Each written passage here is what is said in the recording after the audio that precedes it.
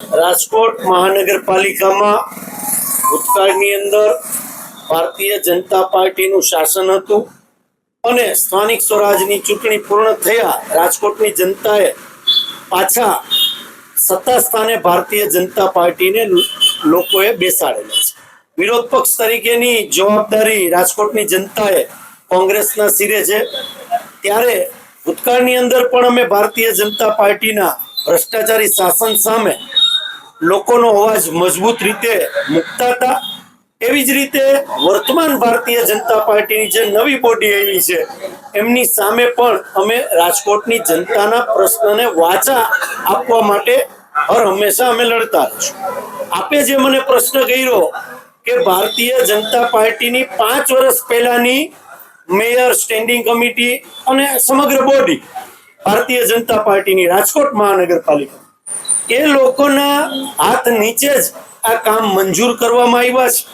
કારણ કે રાજકોટ મહાનગરપાલિકાના બીપીએમસી એક્ટ મુજબ કોઈ પણ નવા પુલનું નિર્માણ થતું હોય તો એ ક્યાંય ને ક્યાંય સ્ટેન્ડિંગની જે મીટિંગ છે એ મીટિંગની અંદર મંજૂર થયા પછી આખરી ઓપ આપવામાં આવતો હોય છે અને આખરી ઓપ રાજકોટના ડેવલપમેન્ટ માટે આપવામાં આવ્યો.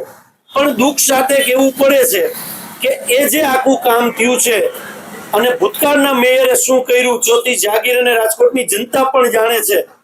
ક્યાંક ને ક્યાંક આ બાબતની અંદર ભ્રષ્ટાચાર થયો છે. ભૂતકાળની અંદર પણ અમે આ વાત કરેલી છે અને વર્તમાનમાં પણ અમે આ વાત કરીએ છીએ. વાત રહી અત્યારે નોટિસ આપવાની અને કામને ફરીથી ચકાસણી કરવાની, હાલના મેયરે જે ચકાસણી કરી અને એમાં ક્ષતિઓ આવી એ બાબતે તાત્કાલિક એમને જે નોટિસો આપી અને કામને ક્યાંક ફરીથી ચકાસણી કરવા માટેની અને કઈ રીતના કોન્ટ્રાક્ટરોએ કામ કર્યું છે એમને ચકાસણી કરવાની વાત છે. પણ હું સ્પષ્ટ વિરોધ પક્ષ તરીકે એવું માનું છું કે તબેલાની અંદર ઘોડા છૂટી ગયા પછી તાળા મારવાનું કામ હાલની રાજકોટ મહાનગરપાલિકાના સત્તાધીશો કરી રહ્યા છે. કારણ કે ભૂતકાળની અંદર જે અત્યારના કોર્પોરેટરો ચૂંટાઈને ભારતીય જનતા પાર્ટીના ક્યાંક સત્તા સ્થાને બેઠા છે અને ક્યાંક કોર્પોરેટર તરીકે છે.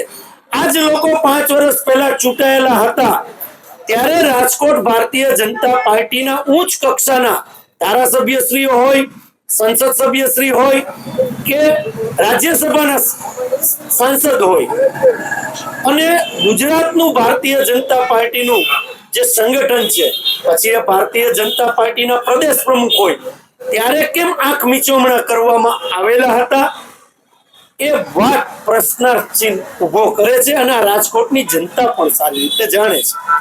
જેમને કામ કર્યું છે આપણે આશા રાખીએ કે મેયરશ્રી તાત્કાલિક ધોરણે જે કામ કરી રહ્યા છે એ કામને આપણે બિરદાવીએ. પણ 5 વર્ષ પહેલા જે કામ થતું હતું ત્યારે ભારતીય જનતા પાર્ટીએ ભ્રષ્ટાચારને ખુલ્લો દોર આપ્યો હતો. આ પ્રશ્નાર્થ ચિહ્ન કોંગ્રેસનો છે.